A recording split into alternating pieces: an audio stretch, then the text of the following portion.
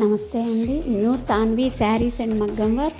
ఈరోజు పోస్ట్ చేస్తున్న design weightless పట్టు చీర మీద గ్రీన్ కలర్ దాని మీద ఓన్లీ సింపుల్ మగ్గం వర్క్ అనమాట. స్ప్రింగ్ బీడ్స్ నాట్ వర్క్తోనే చాలా సింపుల్గా చేయించుకున్నారు కస్టమరు.